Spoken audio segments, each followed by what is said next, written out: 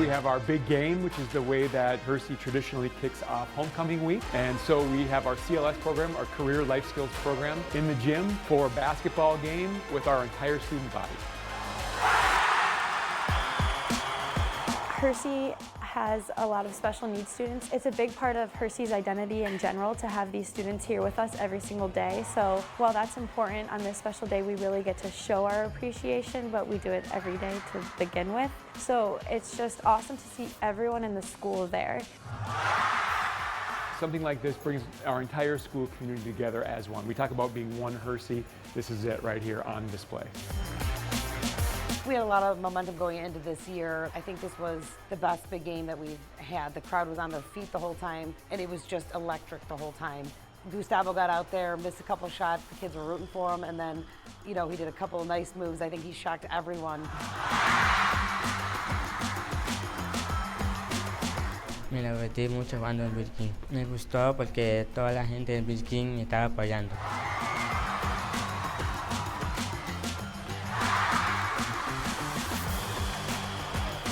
Sí, gracias también a mi hermano porque mi hermano también me enseñó a jugar.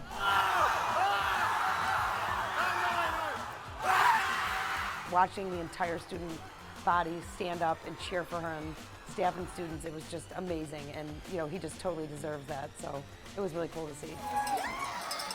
I feel like they feel supported and recognized as a part of this community. They feel valued, and that's obviously what we want to do here at Hersey. It's really exciting that every single person gets to feel accepted with one game. I like being a part of this event, and I love being a part of this event because I get to be with my teachers and my friends.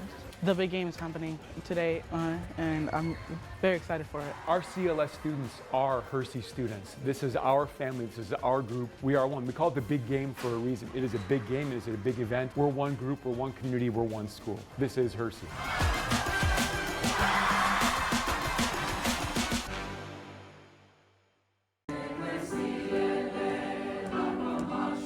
Today is our second annual Voices of D214 festival, and so it started actually from a festival that I was a guest clinician at, and I saw that all of this particular district's beginning choirs were spending the day together. They learned music for the whole day, and then they had a performance at the end of the day. And so I came back to my colleagues at our district and I was like, we should have something like this for our beginning choir students. I give you my heart, I give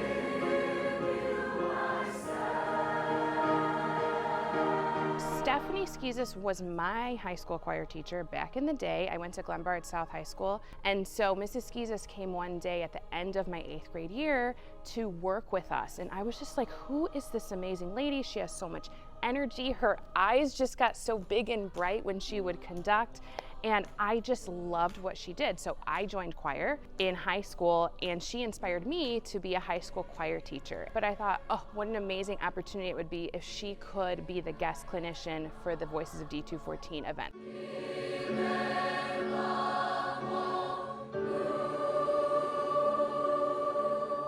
This is just my blood. From the moment even when I walked out that door, when I retired, I have always loved my job because you get a chance to connect other people with music, an art that speaks beyond words, right? It goes through, it transcends you. It brings people to be the highest form of human that they possibly can. I know that sounds lofty, but I truly believe it. So being able to be a part of today, it just gets that right back in my soul again, and I get so excited. I could barely sleep last night. I was so excited about coming here, and as soon as I heard the first chords coming out of them, I couldn't even breathe.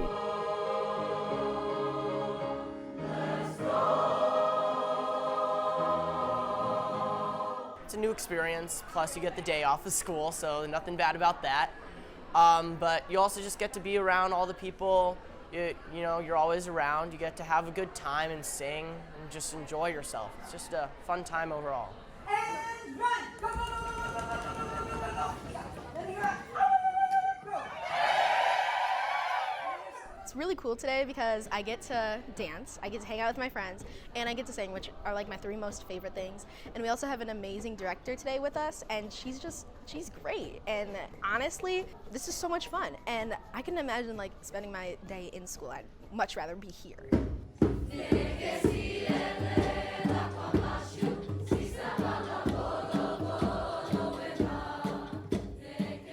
performance was absolutely amazing. I am so inspired by the students. They didn't know each other before coming today, but the great thing about music is that you can connect on an emotional level through music, and that's what they did in that performance.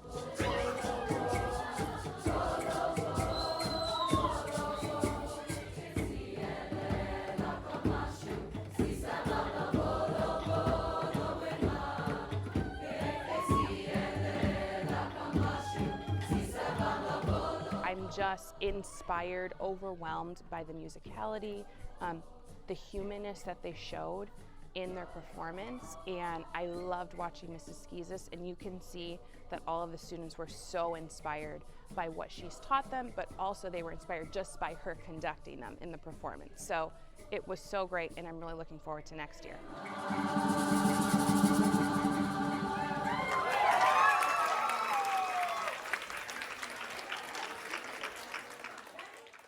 The reason why we're here this morning is to celebrate an accomplishment that everyone in this room has achieved. So this morning we celebrated being recognized as a National Blue Ribbon School for 2023. This is an award that is given by the U.S. Department of Education. There were 20 winners in the state of Illinois, but only 4 high schools. So it's something that we're very proud of. I think it speaks to the collective work of everyone who works in our building, from our teaching staff, our support staff, our custodial staff, to make this place a really, really excellent. I'd like to call to order a meeting of the Township High School District 214 Board of Education for Thursday, October 29th, 2023. Can I have a roll call, please? Dessling. Here. Fiorito. Here. Heineman. Present. Palmer. Here. Rauch. Walker. Here. And Kreitzer. Present. We have a quorum. Thank you. We need to go into closed session, so I need a motion to go into closed session for the purpose of discussing the appointment, employment, compensation, discipline, performance, or dismissal of specific employees, volunteers, or legal counsel for the public body, 5 ILCS 122C1. Motion, please. So moved. Second. There's been a motion and a second. Please call roll. Walker. Yes. Fiorito. Yes. Dessling. Yes. Heineman. Aye. Palmer. Aye. And Kreitzer. Aye, thank you. Let's move to a closed session, please.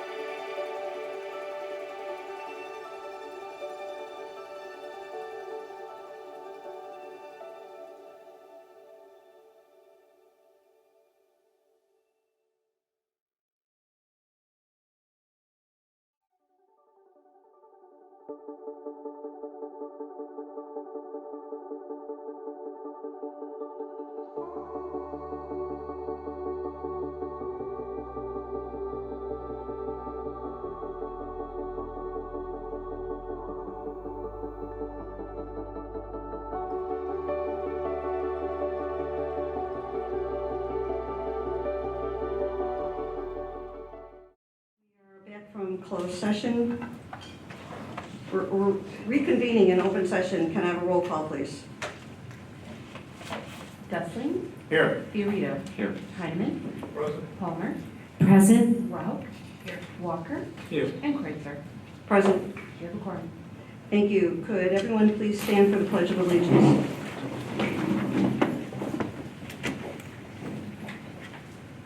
I pledge allegiance to the flag of the United States of America and to the republic for which it stands, one nation, under God, indivisible, with liberty and justice for all.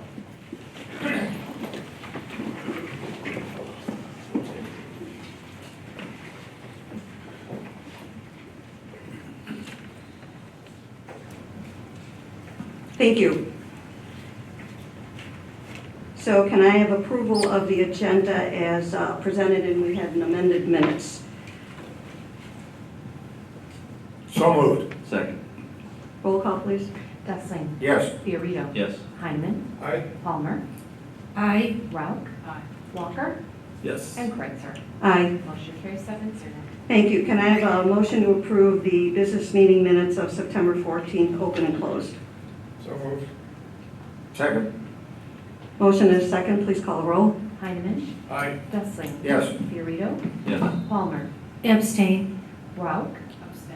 Walker. Yes. Kreitzer. Aye. Motion carries 5-0-2. Thank you. Can I have approval of the special meeting minutes from September 22nd, 2023, open and closed? So moved. Second. Motion and a second. Please call the roll. Walker. Yes. Rauch. Dessling. Yes. Fiorito. Yes. Heineman. Aye. Palmer. Aye. And Kreitzer. Aye. Motion carries 7-0. Thank you. Approval of workshop and meeting minutes September 28th, open session. So moved. Second. Motion and a second. Please call the roll. Palmer. Aye. Heineman. Aye. Dessling. Yes. Fiorito. Yes. Rauch. Walker. Yes. And Kreitzer. Aye. Motion carries 7-0. 6.4, approval of committee of the whole meeting minutes October 12th, open and closed session. Motion, please. Second. Motion and a second. Please call the roll. Rauch. Heineman. Aye. Dessling. Yes. Fiorito. Yes. Palmer. I abstain. Walker. Yes. And Kreitzer. Aye. Motion carries 6-0-1. 6.5, approval of special meeting minutes October 13th, 2023, open and closed. So moved. Second.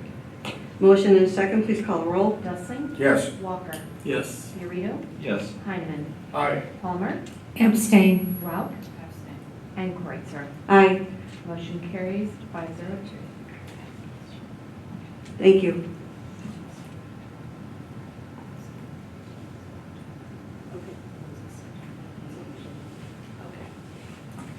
I 7.1, Community Partner Recognition, Arlington Heights Ford.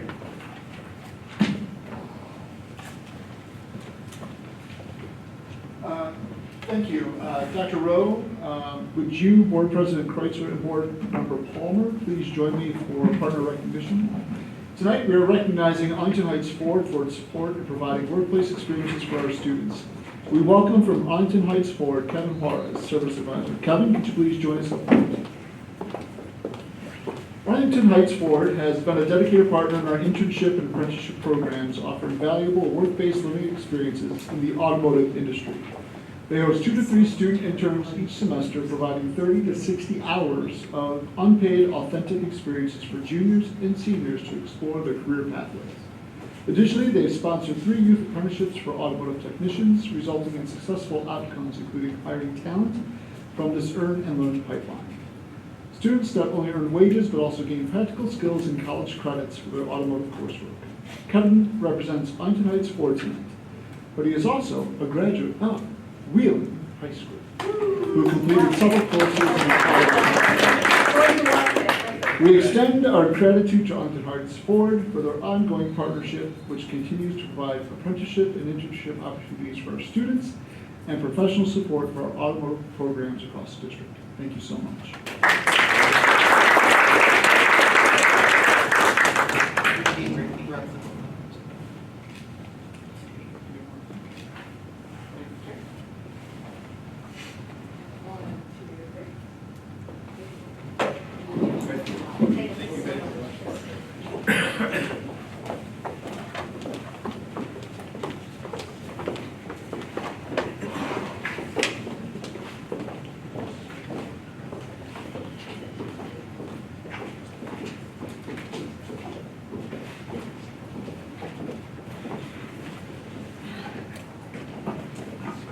Okay, thank you. Next on the agenda is public comments, but we had a community member who had a question about the Latin American history description, and it has been changed, and I'd like to read the change. Oh, go ahead. Oh, you're gonna, in your report? Okay. I'll move on. Yeah, you will. Thank you. So we have one person, Elizabeth Bauer. So the Board of Education and District value comments from the community at our meetings as well as emails. We appreciate everyone appearing before the board and treat all with courtesy and respect. The Board of Education asks each person to please limit all of their comments to 3 minutes. However, several people want to address the board on similar topics. The board president may limit the time to 2 minutes per person. The public comments agenda item will be the only time that the Board of Education will hear public comments during meetings. Although comments may be made on almost any matter related to the operation of schools, comments will not be allowed identifying individual students or staff members. As this is the Board of Education business meeting, the board practice is not to respond to public questions or comments at this time because it's not an open-ended forum. However, we do listen carefully. If requested, a written response will be provided. If you wish a written response, please ensure that Ms. Keys has your full name and address on the sign-up sheet. To be fair and consistent to all addressing the board, the same protocols and procedures must be in place for everyone. Green light on the podium indicates your time has started, yellow light indicates 30 seconds remaining, and red light indicates 3 minutes have expired. Elizabeth, thank you. Appreciate it. And clearly state your name for the minutes. My name is Elizabeth Buck. All right, so last Saturday, yes, I have to use the reading list, I'm sorry. I was at the Illinois Marching Band Championships at the University of Illinois at Urbana-Champaign, watching my son's band, the Rolling Meadows Marching Mustangs, compete along with Buffalo Grove, Prospect, and 6 other Class 5A schools. Prospect took home the first place trophy. The night before, an undefeated Hersey football team defeated Wheeling 52-7, and Prospect defeated Buffalo Grove by a score of 63-28.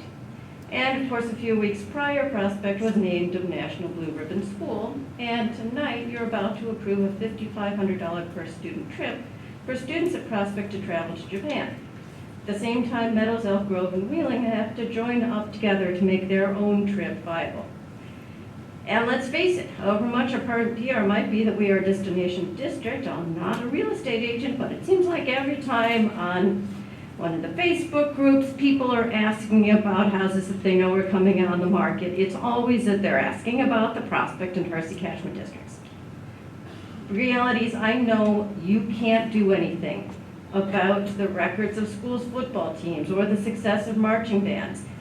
And the parents who live in the other 4 catchment areas know that it's baked in the cake. We are not Prospect, we are not Hersey, but we count on, and I'll remind you, Meadows' mother, is that regardless of the catchment district, regardless of the demographics, that our children will have the same academic opportunities and the same curriculum with the same quality of instruction and the same learning standards.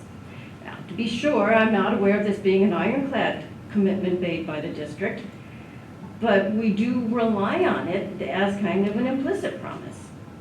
And especially with my older 2 children, I hadn't really questioned it. You know, we'd say, well, it's Meadows, so we don't have that craziness at Prospect, but it's all good.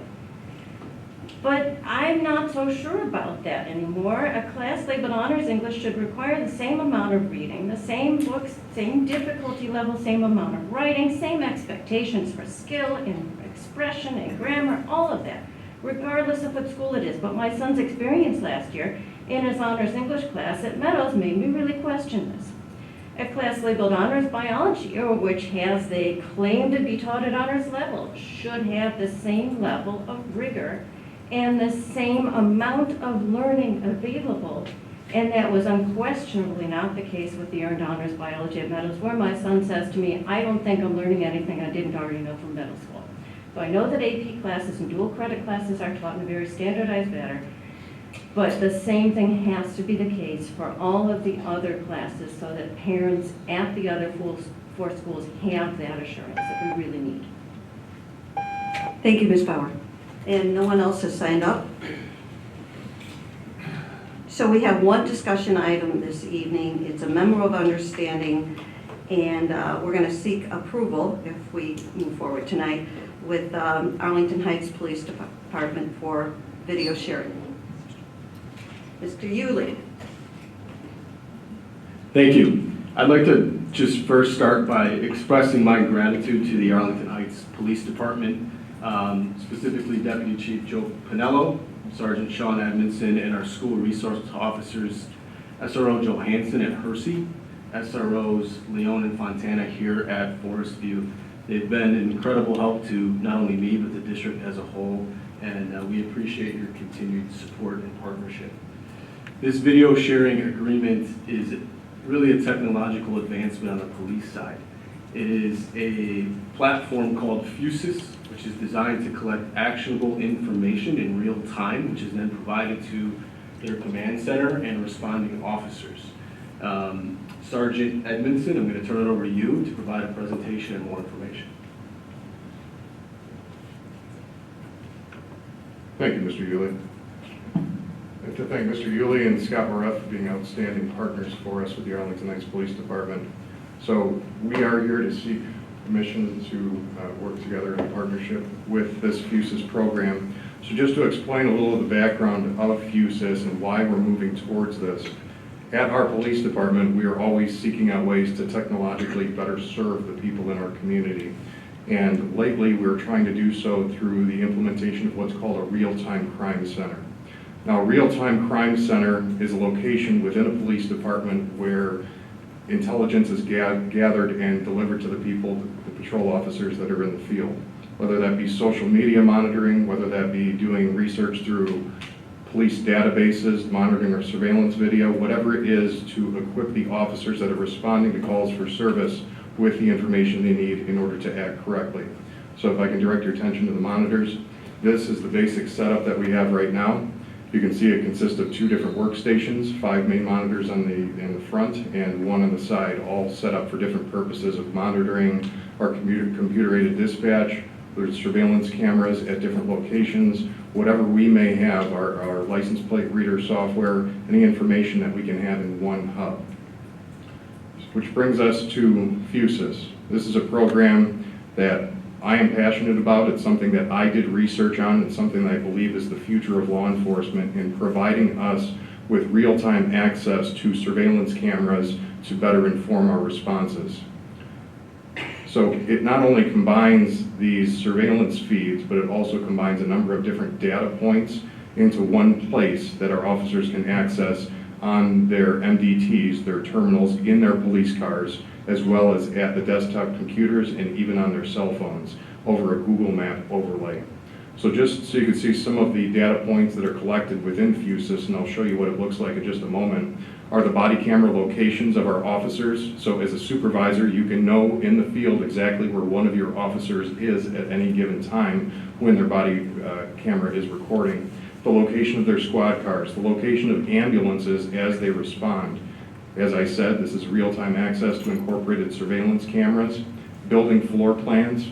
As you know, this building itself is somewhat of a maze. For our officers to respond here and figure out exactly where they're going can be kind of difficult.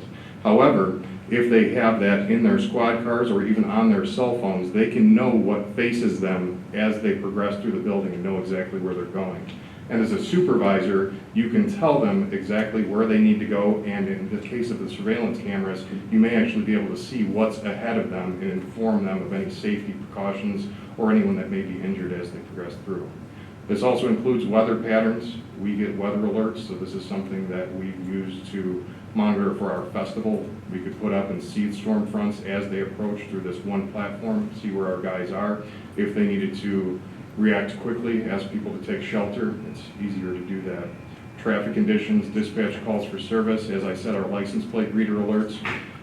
Our LPR cameras, I'm sure some of you have seen them throughout the town. They will provide us real-time alerts if we have a missing person. If there was an Amber Alert for a kidnapped child, those alerts would immediately go out to our officers along with an image of the car and where it was last seen so they could anticipate and react to where it's going. This is obvious, it has implications for tactical planning and resource allocations for us as supervisors watching our officers respond. And it also gives us location of parolees, potential sexual offenders if that's something that we want to incorporate, as well as a message platform for messaging. So it also has a volunteer camera registry for residents, so we can highlight an area and send out a message that sends an automatic request to them if they're willing to send us their surveillance video to see if it captured anything pertinent. This is what the platform looks like. This right here is our police department on the right. On the left there is our village hall. As you can see, we have a number of cameras which are highlighted in green to show they're functional, one in red to show that it's not, as well as the body camera locations and the names of a couple of employees. On that image right there, you can see in the upper left, there are 2 cameras which are live monitoring what's going on. That happens to be the second floor of our police department outside of the elevator, as well as our lobby. But you can imagine that that would apply to any location they might be responding to. On the right, we have our license plate reader hits that would be provided to the officers in real time. As you can see here, these hits are both for stolen plates. But all of this information gathered into one place for those officers to access. So we are requesting access to this for the safety of the students. I'm standing here as a sergeant in the Arlington Heights Police Department, but I also have 2 twin 8-year-old girls, and every time I go to drop them off at their elementary school, the last thing that sticks in my head as a police officer is I don't know what's going to happen today at their school, and it scares the hell out of me. It's the sad reality that we live in. Having this equipment, having this information for the officers that respond is essential. It's important. If you watched any of the officers' response for the Tennessee shooting, the school shooting that I have this screen image of there, you see the officers frantically searching the building, going from room to room. They don't know where the offender is. Eventually, they locate that offender and engage her. However, given this technology, if a call for service comes in, they can already know where that person is, if there are students that are injured, if there are staff that are injured, in order to respond appropriately, to go through the correct doors, to address the people that are suffering from injury, and to find and eliminate the threat, should that occur. This is not meant to be used in any punitive manner. We're not interested in monitoring students, what they do during the school day. And I'll get into a second on the conditional access of this program. But I think as our department has done a good job of using diversionary contracts and not trying to be punitive and issuing tickets, citations, anything through the town, that's not what this is about. It's merely for safety. So, I know the hesitation is always the big brother concern of having police officers watch what's going on in your school. However, this system allows conditional access to these cameras. Simply put, we would not be able to log into the system at a given time, click on a camera, and see what's going on in that moment. It's conditional to the receipt of a 911 call for service at that location through Northwest Central Dispatch. At that point, and only at that point, would that access be provided to the officers who are responding. Now, this access is determined by our partner, whether it's a business or a school district. It would be up to you to decide which cameras would be accessible and under the conditions of which we would be able to access them. We are not asking for 24-hour access to school surveillance cameras. I don't see a purpose for that. I don't see the utility to that. However, I do see the purpose to having access during an emergency for our people responding to calls for service. The data is encrypted as it's transmitted to our department through a cloud, so there should be no issue of compromise there. So to assure that this is not abused, this system has an audit trail that will show exactly when, what time, how long, and who accessed a given camera. This image on the right, I cropped from our surveillance system just a few days ago. As you can see, that was accessed by our crime center, our real-time crime center, an account held by them. And you can see the camera specifically, how long they were on that. So we are willing to provide any audit log of any time that these cameras were accessed, just to ensure you that the system is not going to be abused.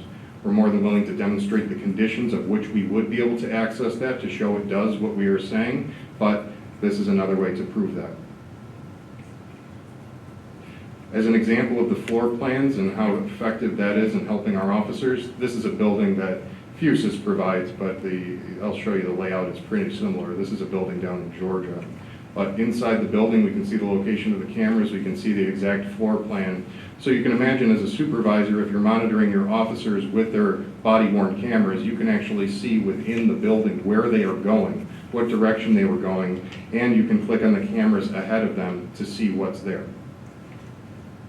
For us, we've already uploaded floor plans, thanks to Mr. Yulee, thanks to our SROs, thanks to Scott Moret. They've provided us the floor plans for Hersey High School and Forest View, which we've uploaded. That's a screenshot from the program there to help our officers as they make their way through each building.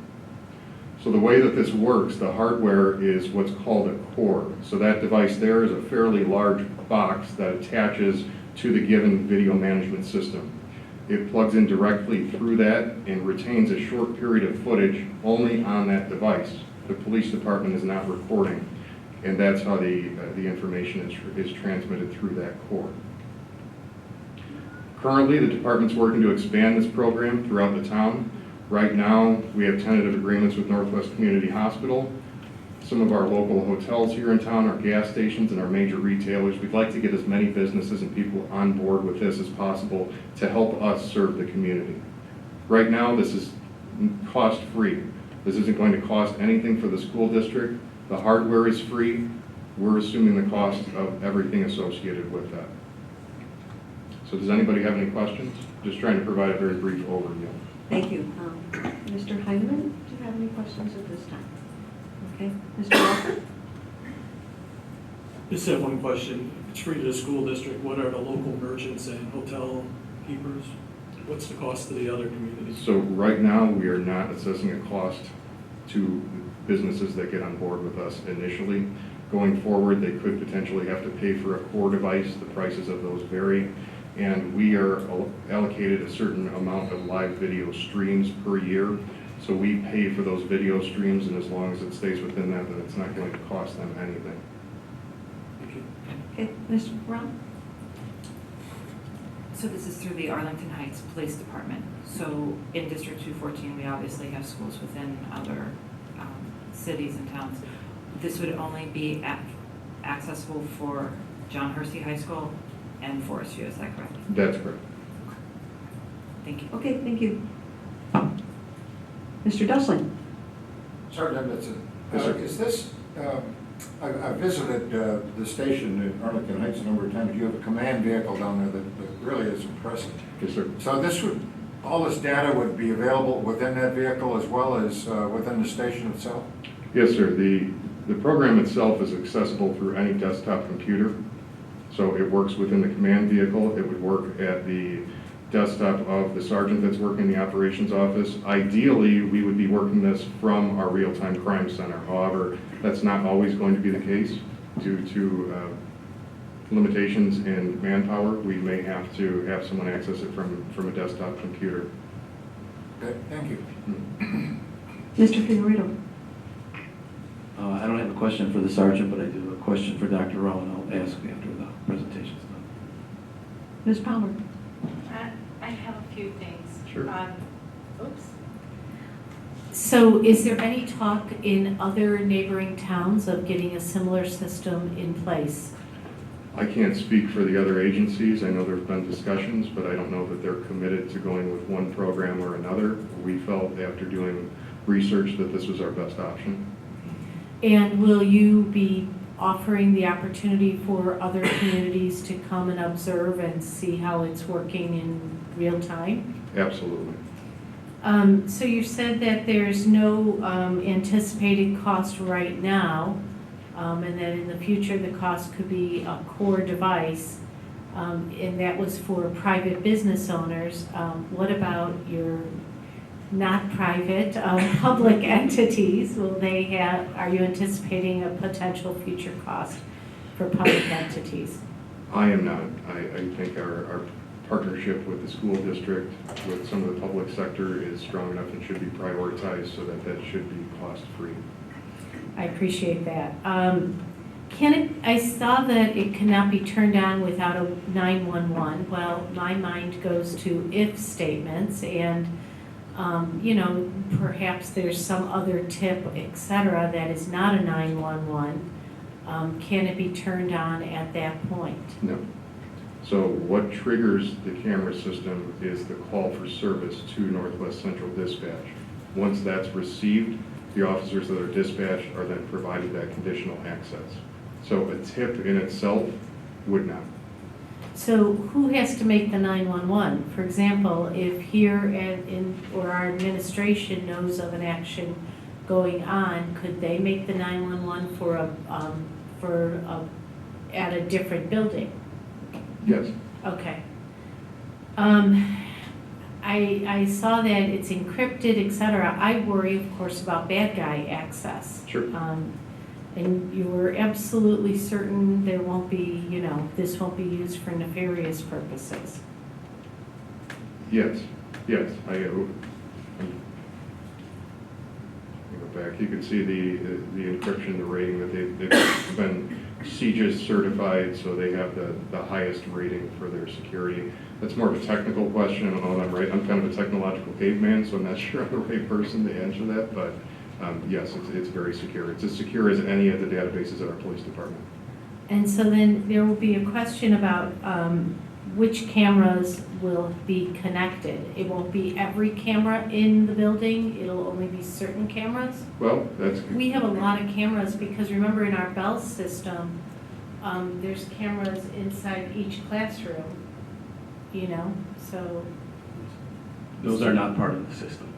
Thank you, Mr. Yulee, I appreciate it. And then will you, Mr. Yulee, be participating in the determination of which cameras, et cetera? Yes, and I should also mention that Dr. Budzinski, our Director of Tech, is involved in this project as well. Okay, thank you very much. And then the data that's being stored, or the camera feeds, will those be stored? The feeds, the camera feeds, will those, I wonder, will criminal prosecution and defense attorneys later have access to that data? So I can tell you from our perspective, on our current practices, I believe it's a 2-week window of time that our cameras are maintained. We have to actively download camera footage and save it in order for it to be accessible. Or sometimes in our partnership with law enforcement, if they're pursuing a criminal case and we have access to something that occurred in school, we'll download an image or a section of video and we can provide that to them after the trial.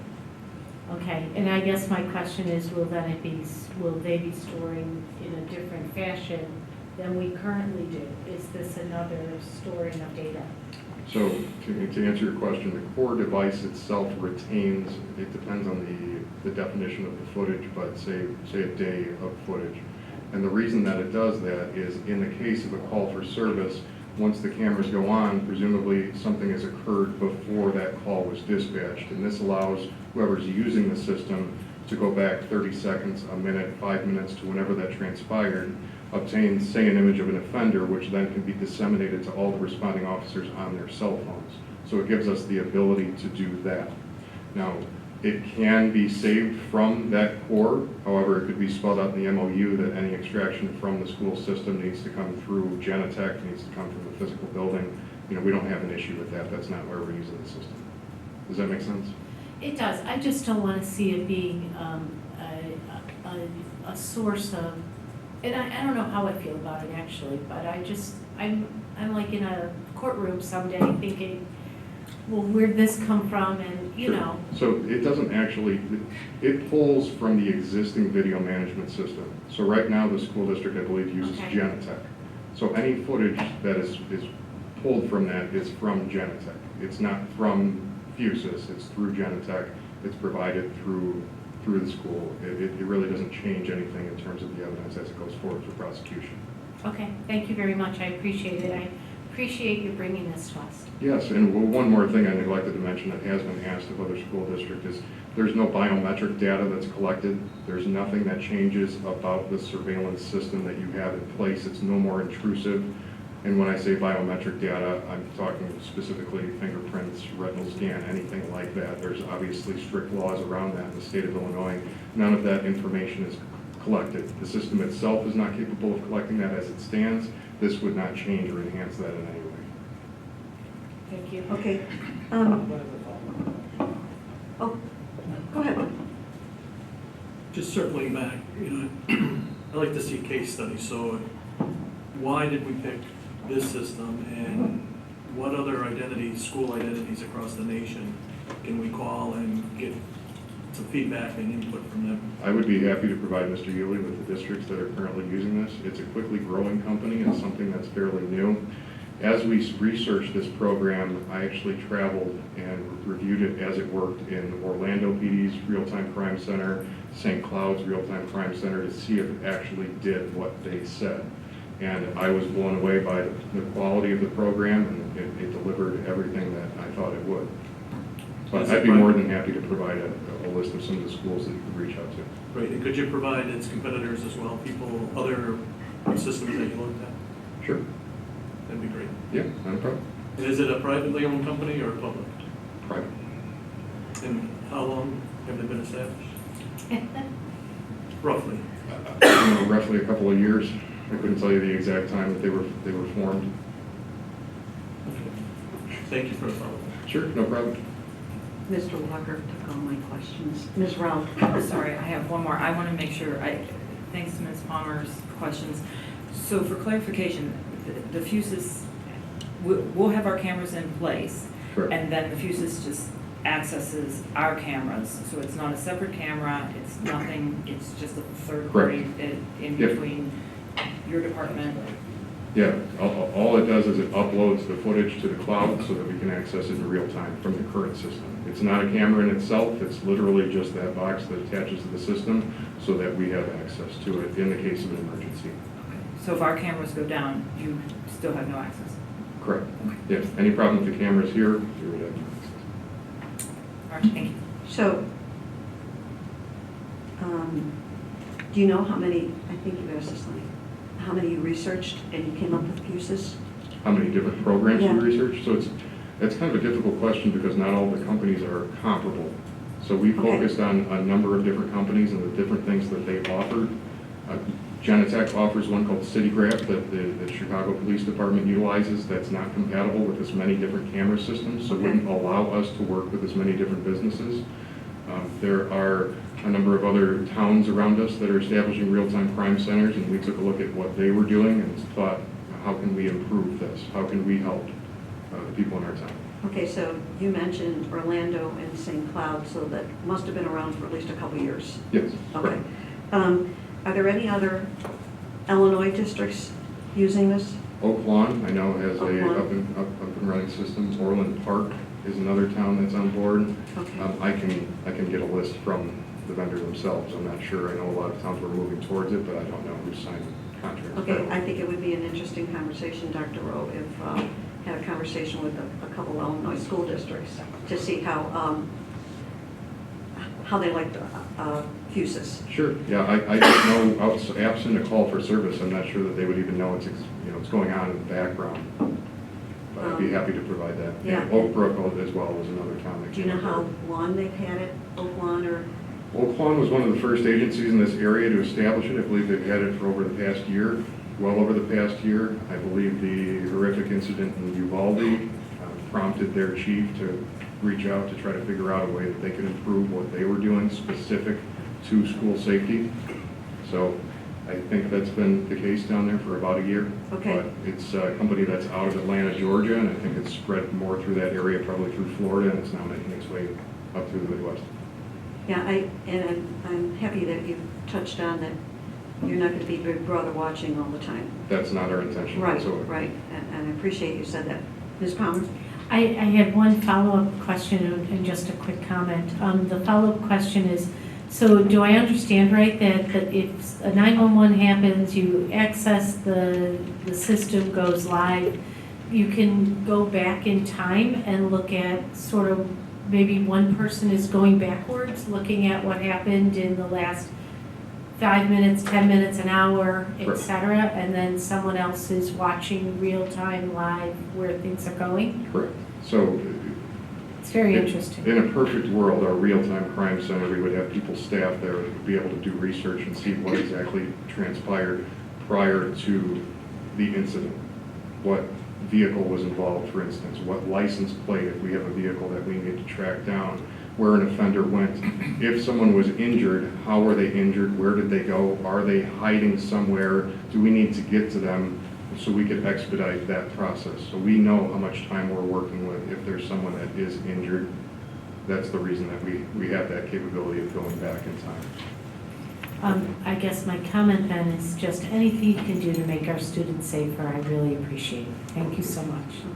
Absolutely, thank you. Mr. Fiorito, did you want to ask your question at this time, or you want to hold on? I want to ask a question to Dr. Rowan. The question I had, which Andrea and Millie kind of touched upon, was, I know this is just for Arlington Heights, but what about reaching out, being proactive, and reaching out to our other locations like Buffalo Grove, Elk Grove, Rolling Meadows, and Mount Prospect? Sure, I would tell you that we would be very interested in working with those partners as well. And Mr. Yulee and Mr. Morath. Mr. Morath, as our Director of Safety and Security, is the perfect person to liaise between those different entities in the police department. He's forming strong relationships with them already. But with this approval, we'll follow up and certainly can come back.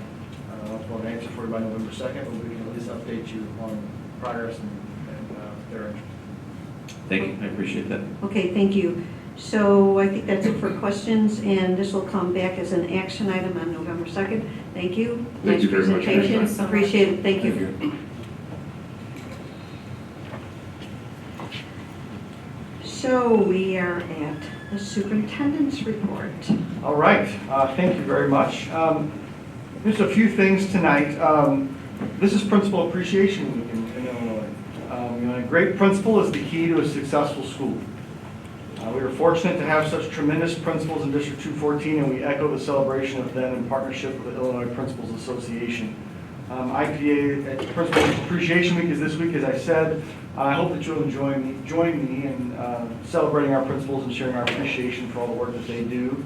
A couple who are here in attendance tonight, we're very proud of you both, as well as all 7 of our principals. A very valuable resource to our community. So if you have the chance, I encourage you to reach out to them and express your gratitude for their work. Moving on, Bauer kind of stole some of my thunder tonight, which is perfectly fine. But some celebrations to share this week in the school district. Prospect boys golf team brought home a 3rd place trophy in the state of Illinois. So congratulations to them. They're the first boys golf trophy in nearly 50 years. Buffalo Grove sophomore Courtney Beerhide came in 4th at the girls golf state meet, and Rolling Meadows freshman Jennifer March came in 10th. So congratulations to them. Buffalo Grove, Prospect, and Rolling Meadows also competed in the marching bands competition at U of I, in which Prospect brought home Best Music and Best Visual, as well as placing 1st in Class 5A, so congratulations to Prospect.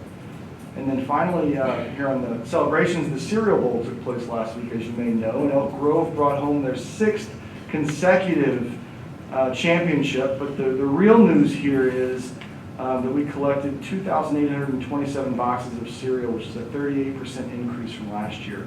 Elk Grove was 1,700 plus boxes to Rolling Meadows, just over 1,100. So both schools surpassing that 1,000 cereal box marker for those in need is a great reason to celebrate. And the cereal boxes go to the township pantry. Beautiful. Thank you for that. Last night, which by the way, if you didn't see the poster of now the cereal bowl has taken a whole new level, which is Kelly versus Kelly, which is pretty awesome actually. But moving on, last night was College Career Readiness Night, so our virtual college and career fair occurred last night, sharing information about career pathway opportunities and how to participate in work-based learning experiences. Very proud of that night. It was, I believe, it was well attended, and if you're interested in a replay, couldn't attend, those items will be posted on our website to be viewable via YouTube page. All right, 2 more quick things, but before we get there, I'm going to start with our Spotlight video. Tonight's Spotlight is one highlighting our Pack House project. There's tremendous opportunity for our students, gives them access and puts them in hands-on learning experiences with trade professionals doing the work that they learn about to apply the theoretical skills that they develop. So take a look.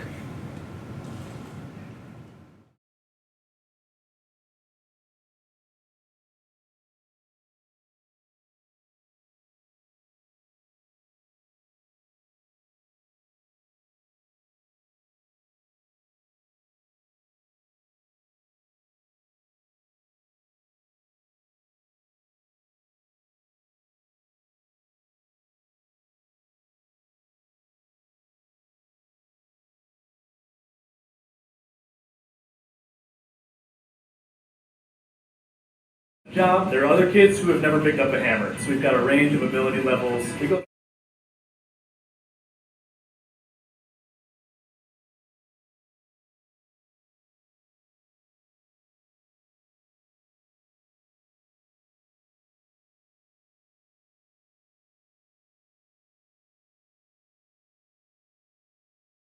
The other third of the tape is going to fold over onto the sills bed. Right? It's really cool that the students get to learn how to install a window from scratch. It's not an opportunity that a lot of people have, even homeowners. It's going to be a replacement situation, so getting to put in a window from scratch is a great new skill to learn for our students. We work with Pello, we've been working really close with them, they've been great with us, and they're hiring, so we can even have some of our students end up in the pipeline straight to the workforce from what they learned here today. We're making a lot of good progress on the property. We're looking forward to the cooler weather. It's going to be a little more comfortable to work out here. We're looking forward to getting the siding on and the entire outside buttoned up and moving on inside to start finishing drywall.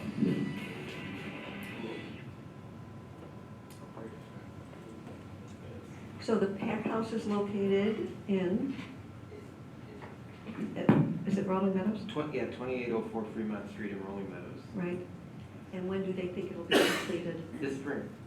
So we get to go to an open So house. you'll be able to go to the open house probably in May, I would say. I think the last pack was in Rolling Meadows also. Yes, it was. Yes. Okay, thank you. The next pack will be coming to you very soon, actually. Yes. Probably this will be located in Mount Prospect. So to be continued there. And then finally tonight brings some change and some newness to our October school board meeting. I wanted to just share my appreciation with the board for the evolution of our work as the committee of the whole last time, and kind of changing our processes. And tonight brings a new wrinkle to the board meeting that I hope that you will enjoy, that I'm excited about, because it gives the opportunity for members of my team to bring their work to you. You'll notice they're obviously seated here with us. The superintendency is going to begin sharing some departmental updates during the regular board meeting portion. And they won't always have a report, but when they do, it's an opportunity for school board members to engage with them on some of the work that they're engaged in that might be forthcoming. For instance, I know tonight, Dr. Lopez is going to talk about the Latin American Studies course. Mr. Yu is going to touch on the fire specialized that we're recovering from. So that type of information. But I'm incredibly proud of my team, and after 100 days on the job, I'm really enjoying working with them and excited to see some of their work be highlighted here from their own voice instead of filtered. So, 100 days? about, I think just a little over 100 actually. Wow. Close to it. At a 100-day party. Thank you, Dr. Rowe. Okay. Item 11, Associate Superintendent for Activities and Operations Report. Mr. Yulee. Thank you. As Dr. Rowe mentioned, I have an update on the fire, provide just a brief timeline overview and the next steps, kind of where we are in the process. So just to review, October 6th at 6:45, we had a heat sensor alarm trigger. We had the fire department on site at 6:50. They extinguished the flame almost immediately with fire extinguishers, which is fantastic that they didn't have to use water. This was also on the 3rd floor, science room A303. We then mobilized, so this process, just to review, unfortunately not our first time going through this, we immediately contact our risk management cooperative, SCRIP, and then we had the restoration company on site that night within an hour of the actual fire. We put that plan in place for them to mobilize Tuesday morning, which began almost a week-long deep clean. During that time, I need to thank Val Norris and her entire team, along with Pat Moggy and his entire team, because we had to move a whole school into a different wing of the building, which required a ton of cooperation and logistics. So all in all, I appreciate everybody's help and assistance to make that as smooth as possible for our students for that week. So the deep clean consisted of a scrub and deep clean of the rooftop units. We have 2 of them in A building, and those are relatively new given the renovation in A building.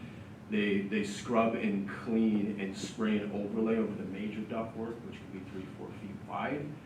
And then the actual flex tube ductwork that you'll find in the ceiling, they replaced all of that.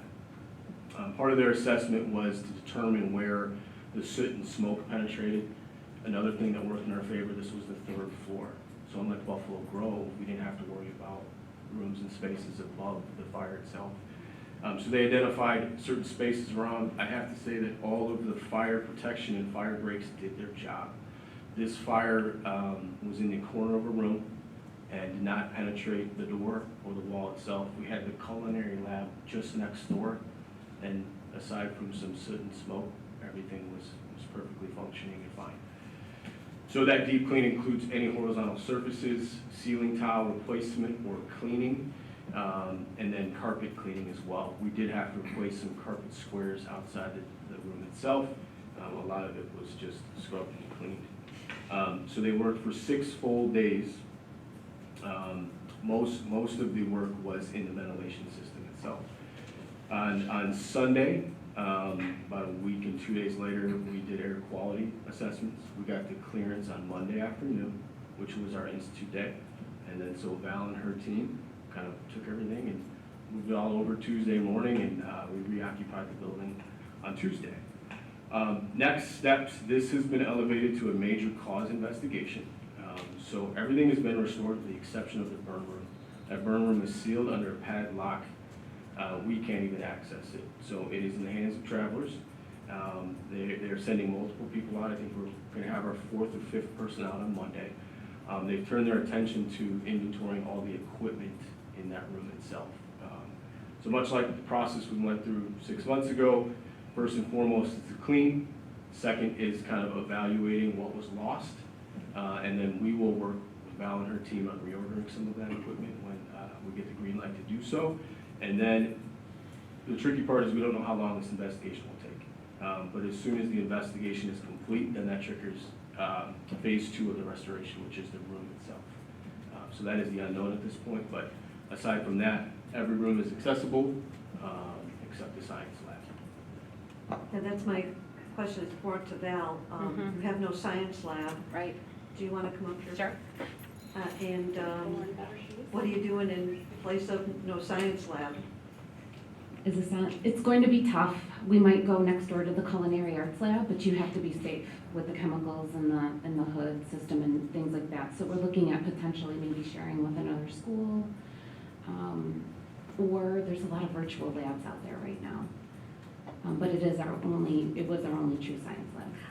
I know, because you took the tour. We took the like tour, and 24 hours. we were so happy that Fire. you finally had a science I know. lab. Mhm. So, and Dr. Rowe and I were at a meeting with the student leaders, and My leaders. 2 students from the Mhm. school. They're okay. Yeah, we know there was a fire, and they really were good with where they were here. Mhm. You know, if you came in here, you saw the signs, Vanguard, you know, and stuff. So, yeah. Timeline, Chris, what do you think? It's TBD, so we have another investigator coming out Monday morning to kind of assess the equipment lost in the room. It's really going to come to a cause. This is what we went through at Buffalo Grove, Right. where they start to determine what was the cause of the fire, which we do not technically know. In the opinion, this is in the fire investigator's report. His opinion is that it was a aquaponic grow unit. But again, that's all. I remember that, because we all went, oh, look at that, yeah. Right, yeah, we had one like That has not been officially determined, It's that's okay. just in the report itself. So Okay. we immediately went and found one other unit we had, it was not plugged in. So we've kind of done a sweep of the district to see if we have any similar units, and we do not. If you remember when the Buffalo Grove fire took place, I believe that was in mid-May. And it was finished and ready to go right as school was starting. So we should expect a solid 4 months at minimum. Because this is a totally different situation and a lot more than the smaller. Thanks, Mel. Thank you. Questions Thank for you, Mr. Val. Yulee? I have a quick one. Go ahead, Mr. Walker. Chris, just to be sure with the investigation, I mean, obviously, they're looking for fault for everything, but so far, there's no wrongdoing. This is just an accident, whether Correct. equipment failure or something else, no. Correct. No malice intended, correct? The first people on scene after the fire is extinguished and we were able to access the area is the police department in conjunction with the fire investigator to determine if it was arson or not. And they eliminated that within 5 minutes. Perfect. Thanks for the clarity. Yes, sir. Okay, anyone else? Mr. Dusling? I just have a slight report to make. 2 meetings ago, we had an in-depth briefing on the 10-year view of capital projects. And during the board comments and observations after the briefing, Ms. Palmer mentioned that Buffalo Grove High School is 50 years old and wondered about the cost of construction in 1973. And then pulling my chain, she looked over me with her own sweet smile and asked if I recalled how much the board voted for BG construction 50 years ago. I got the expected reaction from the audience that was here, but I did find out, with the assistance of Mr. Yule and Mr. Keeley, the cost of constructing Buffalo Grove High School 50 years ago was $10.5 million. If you constructed the same thing today, it would be $74 million. Just with a little more perspective. In '73, a loaf of bread cost 40 cents, a man's haircut was $1.50, and the ladies' beauty parlor trip for a wash and curl was $7. Thank you, Mr. Dusling. Thank you, Mr. Dustin. Oh, yeah. It can be noted also, I believe the report included that since 2000, we've spent $56 million in enhancing Exactly. Buffalo Grove. 5 times the original cost of constructing it. Sorry, Mr. Fiorito, did you have something? Ms. Palmer? Do we have an estimated cost of the damage, like how much damage was done cost-wise? I mean, we should be able to get an estimate because we just put all that stuff there. Right. So we maybe know what it costs. Obviously, we don't know what'll be covered by insurance and all of those things. So we're in the process of kind of going through all of our purchase orders and ordering history to get a grasp on the equipment and the cost, because it was recent. We're able to pull all of that. And then through that assessment, the restoration of the space itself is TBD, but I think the cost of the cleaning for the 6 days was around $700,000 or $800,000. And that is not a cost in the district. That is funneled right through Scrimp. Wow. Okay, thank you. Mr. Yule, I have a question on a different subject. So as we pull in here, we see that there's no walls Yes. on the second floor, Yes. and winter's coming. Yes. Yes, it is. Do you have an update? Yes. They're working from top to bottom, and so they're preparing to install the curtain wall on the second floor. That might even go in this week, or start to be installed this week. They just did the framing. The framing is done. In the second floor, they will start putting windows on Monday. So you'll start to see We it. have some students trained Okay. in that.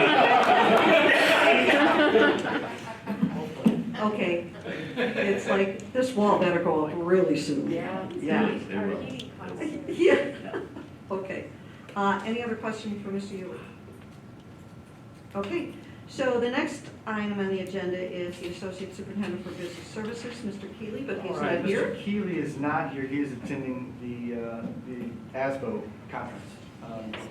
So he shared with me his report. So it's on the 2024 plan year of benefits enrollment. I believe you have this report in front of you if you wanted to put your own eyes on it. The 2024 insurance plan year open enrollment began on October 16th, this Monday. Employees may self-enroll using American Fidelity's online platform during this week. During October 16th through the 22nd. From the 23rd through November 10th, our insurance department will determine who is not yet enrolled and begin scheduling in-person meetings with American Fidelity representatives to finalize those enrollments.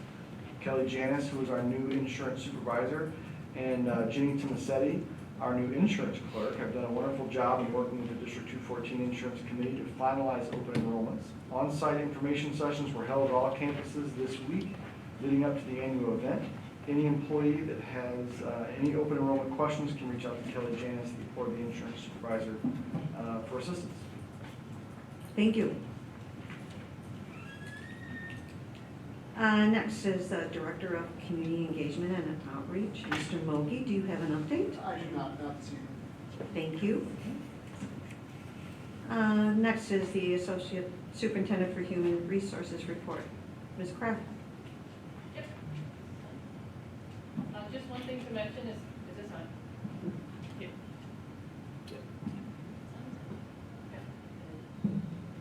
Last winter, we hosted a job fair in this building for the first time in a really long time with some of our neighboring school districts, high school districts, and had tremendous success. We had over 600 teacher candidates come to our job fair. We'll be hosting that again this year on March 2nd, again with some of our colleagues from neighboring school districts.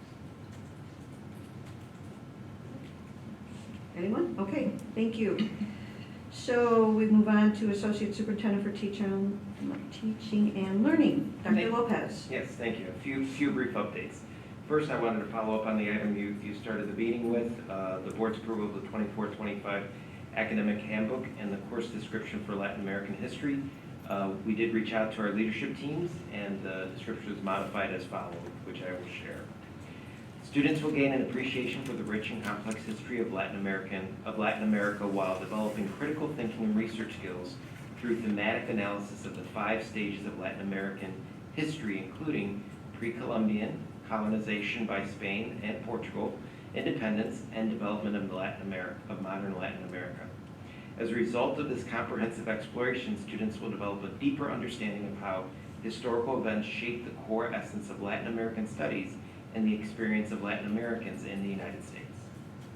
And I'm sure we'll put that in our minutes or in our notes for people to review that. The second one was related to actually our pack house. So we do anticipate our current pack house in Rolling Meadows to be completed this spring and on the market in the summer. The process to acquire a home, develop architectural drawings, seeking zoning for a classroom, and receiving approval to begin work has taken as long as 6 to 8 months in the past. So in order to ensure we're ready for students next fall, we have to begin the process now and get a house purchase. And it's a difficult housing market for buyers, and homes in Rolling Meadows, which has been our target market, have for some reason increased substantially those costs.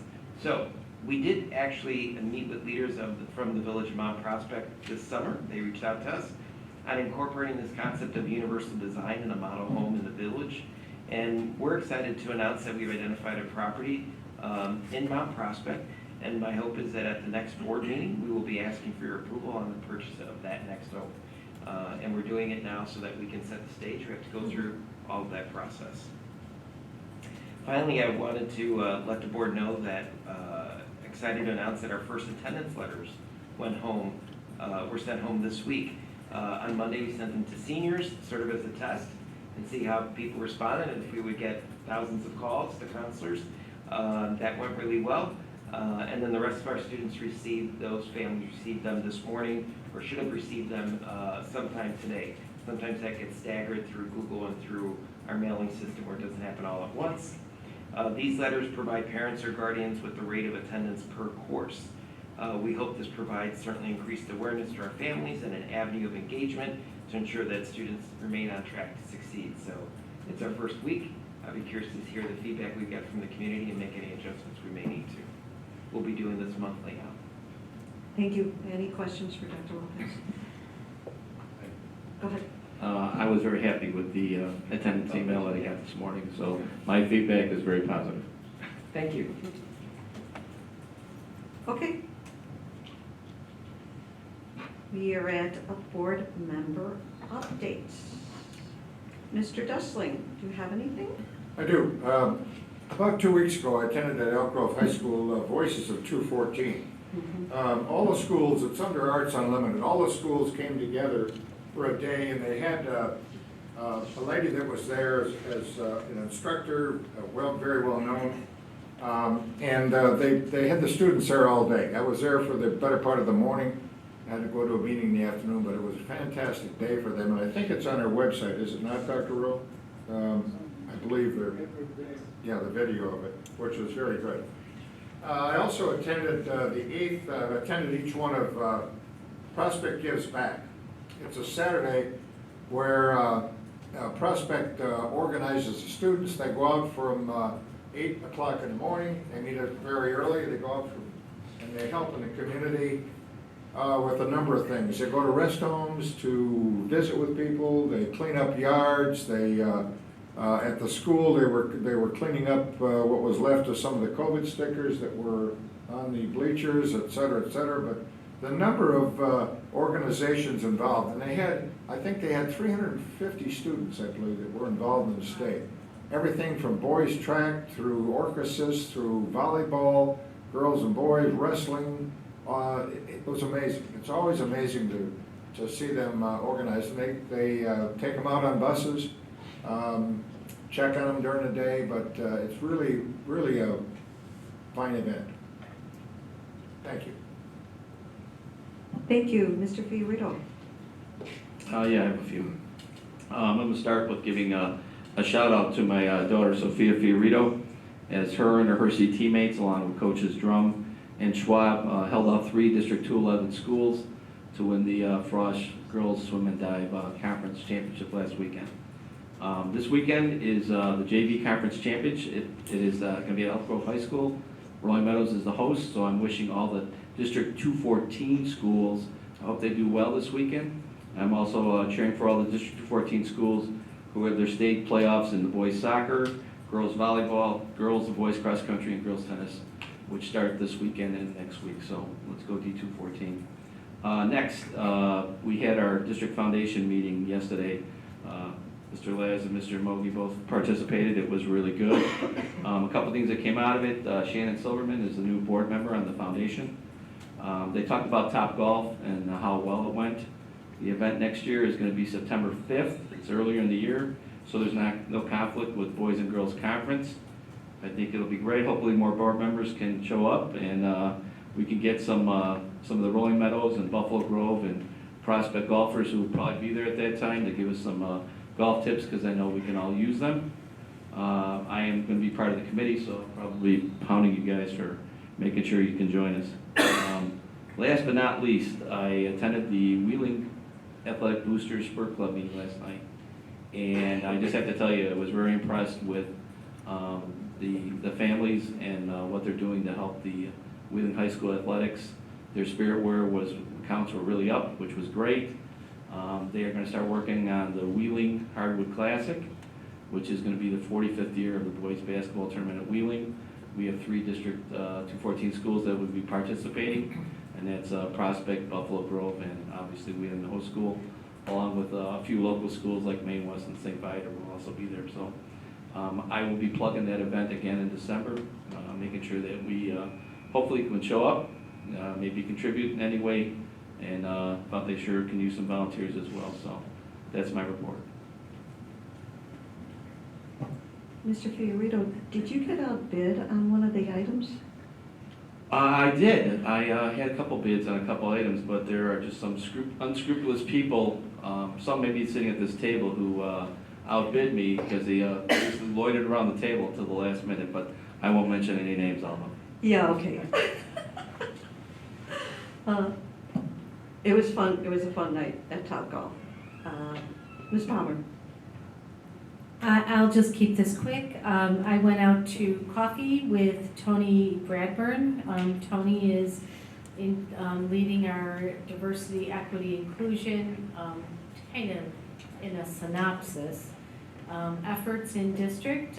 Remember, we had a audit telling us where we were doing well, where we could improve, what types of things we could do. And he and his committee are working to come up with specific actions and ways to implement. And I just have to say, he's the most interesting man. He's super committed, very well-spoken, passionate. What a great find. We're so lucky to have him on staff. And he's doing such important work. I know he'll be coming here at some point to update the board, but in the meantime, I have a little bird's eye on that work, and it's great work. So. Correct me if I'm wrong, but I think that during a meeting, if we could, you wanted to change your vote on something? Oh, I did. I misheard on the minutes The September 14th, I abstained because I thought it was October 14th, and in fact, we didn't have October 14th, but I was sick last week and I missed both of those, so I abstained. But on the September 14th, I was here and I'm an aye. Thank you. Thank you. Mr. Heineman. I attended, along with other board members and administrators, the EdRed kickoff meeting, and there was a very good presentation about ChatGPT.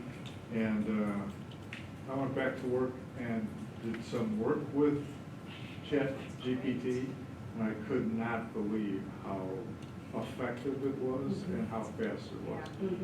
I didn't use it for anything I was doing at work, because ChatGPT doesn't provide references, so I went back and got references before I used any of it. Also, with Mr. Bradburn, I was able to attend a TED Talk.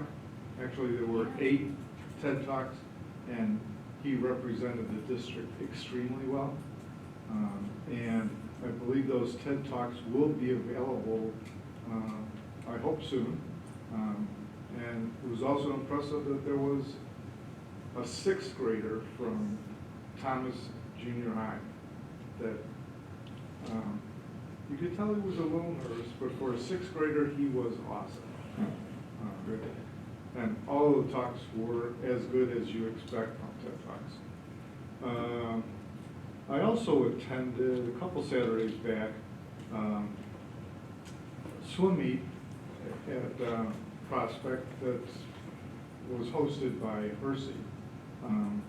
But I went outside just for a walk because there was all kinds of noise going on to see what else was going on. And I ran into Frank Renardaro, and he told me about all the things that were going on at that time. And this is after he had done the Prospect Gives Back or Knights Give Back, which was early in the morning. There was a swim meet going on. There were 3 performances of the 25th annual Putnam County Spelling Bee play, and it convinced me that I should go back in the evening, and there was plenty of room, so I was able to enjoy that. But there was, I think, a track meet going on in the stadium, and there were more things going on inside the school, and I just could not believe how busy that school was on a Saturday. And one of the groups that Frank was touring with was a bunch of people there for a reunion, and they were at 40th reunion. And while I was standing there, 2 buses show up, and a bride and groom get out in front of Prospect High School, along with a whole wedding party to take pictures. And I asked Frank, did you know anything about this? No. So just lots of things going on all the time. So it's fun. Thank you. Mr. Walker? Thank you. I have a couple. Going back to community ed, Pat, I left it off the last board update, so I'll read it on your behalf tonight if you don't mind. This year we were proud to say that we had more than 1,100 adult learners attend and participate in the adult education classes. And something that we recognized last year, and it still continues to happen, that team has helped 155 people be sworn in as new U.S. citizens. Sure. So you can read about all their success on d214.org.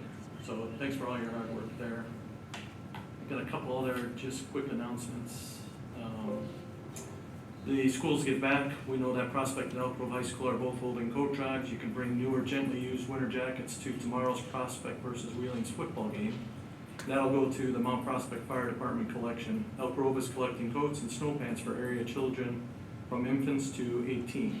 You can drop them off at the library now through November 3rd. And then Wheeling High School's basketball team is collecting all types of shoes for all ages as long as they're in good condition. There are several areas throughout the schools to drop them off. The last day of collection is October 27th.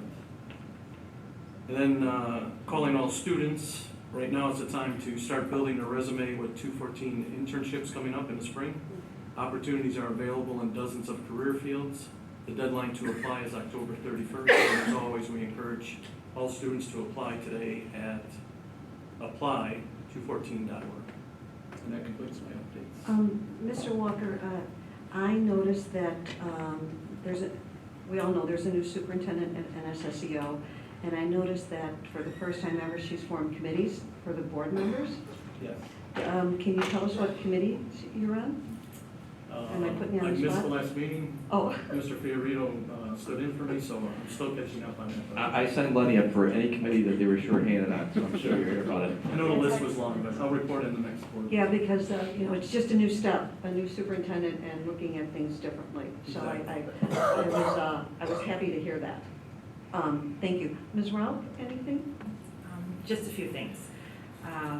Going along the lines of service and for the community, the Buffalo Grove High School co-ed cheer, they were at a Hair for You Foundation. It supports a children's cancer charity in Lincolnshire to raise money for wigs for them. So a lot of activities throughout all of our schools. Thank you, students, for representing our district well up there. I think we mentioned the big game at Hersey at some point. That was at the end of September. The other thing that I was able to attend was the NJROTC Fall Awards Ceremony, where first year cadets get their uniforms and their bars. It also recognizes any rank increase from all the way from E3 to O3. So it is quite impressive to see students in our district covering that range from the E3 to the O3 rank. Lastly, I would like to thank Prospect High School, Principal Minter and Assistant Principal Joyce Kim for allowing me to visit this week. I was able to see an AIM classroom firsthand, as well as an EL, and also had a little taste of cybersecurity. So I really appreciate the information that was shared. And it was great to hear a lot of the classrooms that I went into, they felt that they all had the best teacher. And so it's great. Our staff is what makes our district great, and I really appreciate that, as well as other board members. So, and that concludes my update. Thank you. I just appreciate you not mentioning me getting unexpectedly called out to shoot a half-court shot. During the big game, Dr. McFall will be paying for that for quite some time. And I'm grateful the students didn't chant your ball. To be fair, you never played basketball, to be fair. Ms. To Palmer? be fair, I didn't get to warm up if they are. When Ms. Kraft was talking earlier about the recruiting and Ms. Rauch was just mentioning our great teachers, I just wanted to say, Bill, Mr. Dustling and I went to that last year. It was super fun to go to. It was really interesting. And then B, we walked around the room and looking for the best candidates and then directing them to the D214 desks and trying to pull them over, etc. And I would urge my fellow board members to attend that on March 2nd, next year. It's a really interesting thing to do. We did get a couple of them that are currently on the roll, too. Yeah, we did. We literally were wrangling people and bringing them over and finding people to talk to them and sign them up and all the things. So it's interesting. Okay, thank you. Mrs. Palmer, should we hire some Arlington Heights police officers to come and wrangle them over? Okay.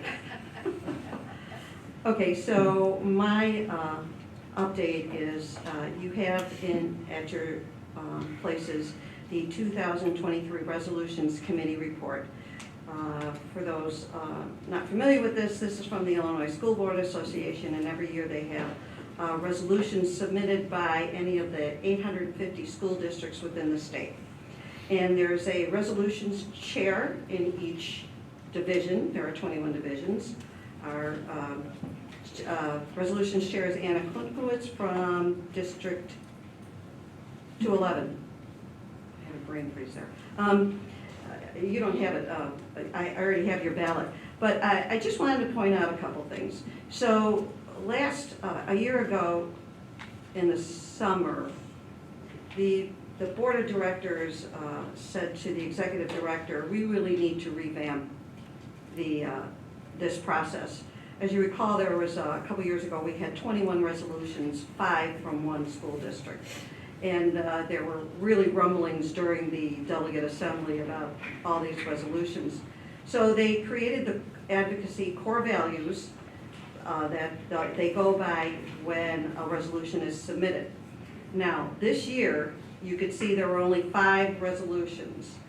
And there's a ballot on second to last page. And if you could please complete your ballot and give it to me next time, we'll talk about these if need be. But there's only 5 resolutions being submitted. And one other thing that somebody found, that the association's constitution had a wording in it for resolutions do not present, and that is on page 14.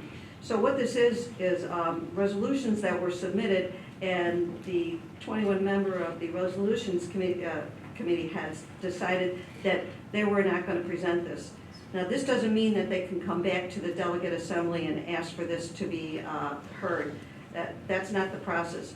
So they're not presenting, and you can read why the resolutions chair has decided not to present the 4 resolutions that they're not going to hear. So easy reading, 5. It should be relatively fast. Every time I say that, it goes 2.5 hours. But so if you could do that for me, I'd appreciate it. And your voting is, do you agree with what the resolutions committee has here? Do adopt, do not adopt. If you agree, please check that. If you disagree, put it on, there's a box for that also. And the delegate assembly meets on the Saturday of the, we call it the Triple I Conference. Okay, that's my update. When do you want this from us by? Well, you know, we have a meeting in November, so you could bring it then. Okay, sounds great. Okay. Let me see. Okay, so now we come to the consent agenda. Does anyone wish to pull an item? Don't hear anything. Okay. 7.1 approval of accounts payable. 7.2 approval of monthly financial reports. 7.3 Traverse contract. 7.4 approval of, oh, okay. They told me I shouldn't do that, but okay, it's okay. So can I have a motion to approve the consent agenda? So moved. Second. I have a motion and a second. Any discussion? Please call the roll. Palmer. Aye. Heineman. Aye. It's okay. Yes. Fiorito. Yes. Ralph. Aye. Walker. Yes. And Kreitzer. Aye. Motion carries 7-0. So the little side conversation that Dr. Rowe and I had, they told me at the association you're supposed to say each one of these. But I'm fine just saying consent agenda, but that was our conversation. Okay. So what do we have here? We have a few roll call items. So 18.1, approval of job description modifications for early college programs supervisor. 8.1, can I have a motion, please, in a second? So moved. Second. Discussion? Our individual that was in the role is an individual who just recently resigned, and so that job posting is being posted right now. We're just making some modifications to better reflect the duties of the job. And we do that, we always look at that when someone leaves. When someone leaves, we go back and relook at it, Right. do some cleanup. Yep. But there's no change to any of the financials or the position. Okay. Call the roll. Palmer. Aye. Dessling. Yes. Fiorito. Yes. Heineman. Aye. Ralph. Aye. Walker. Yes. And Kreitzer. Aye. Motion carries 7-0. So 18.2, approval to dispose of closed session audio recordings pursuant to the Open Meetings Act. So moved. Second. There's been a motion and a second. Discussion, this is a item that comes to us periodically, And anyone have any comments? I have one quick question. How do we destroy them? What do we do? So these are all electronic recordings, and so delete? correct, they're just deleted and deleted. They used to be on CDs, and so when I first got here, I was breaking CDs and shredding them. But at this point, everything's electronic. It's part of the Open Meetings Act that after 18 months, we asked the board's permission to destroy them. So there's 2 this time. It's March 3rd and March 17th of 2022. Thank you so much. Any other discussion? Call the roll. Walker? Yes. Fiorito? Yes. Dustling? Yes. Heineman? Aye. Palmer? Aye. Rauch? Aye. And Kreitzer. Aye. Motion carries 7-0. 18.3, approval of Freedom of Information Act report. And these are FOIAs from September 8th through October 10th. Can I have a motion, please? So moved. Second. Motion and a second. Discussion? Dr. Rowe, it was a couple months ago that we had a discussion at this table about the posting of FOIAs on our website. Is there any movement on that? Mr. Maggie, take that, is it there is? So there is. Brenda Ellen Graff and our team who processes these FOIAs is spending a lot of time processing the FOIAs, and she is slowly working on the implementation of the software program that will allow us to have the archive online for the public to view. Okay. Call the roll. Rauch? Aye. Heineman? Aye. Dustling? Yes. Fiorito? Yes. Palmer? Aye. Walker? Yes. And Kreitzer. Aye. Motion carries 7-0. 18.4, approval of accounts payable 10/12/23. Can I have a motion, please? So moved. Second. There's been a motion and a second. Any If I could have discussion? a brief comment, I just wanted to make a point while you're seeing accounts payable in a roll call, in addition to in the consent. Mr. Keeley, when we moved to this meeting structure, requested that we take action on accounts payable at each of the, we have 2 meetings per month, so because we were waiting to release checks moving forward until after the board approved. So this allows our business office to make payments on a very regular basis instead of having to wait all month. So that's the reason why there are 2 tonight. Moving forward, we'll take action at each board meeting on accounts payable. Thank you. Discussion? Yes. Call the roll. Okay. Walker? Yes. Palmer? Aye. Dustling? Yes again. Fiorito? Yes. Heineman? Aye. Rauch? Aye. And Kreitzer. Aye. Motion carries 7-0. So we suspended closed session, and we need to go back into closed session, and we're in closed session for the employment, compensation, discipline, performance, or dismissal of specific employees, volunteers, or legal counsel for the public body ILCS 122CI. So moved. Second. Call the roll. Palmer? Aye. Heineman? Aye. Dustling? Yes. Fiorito? Yes. Rauch? Aye. Walker? Yes. And Kreitzer. Aye, thank you. How long do you anticipate? Do we, and will we have an- will we have any action after closed session? No, and how long do you anticipate? 30 minutes? Okay. All right, thank you. Good evening.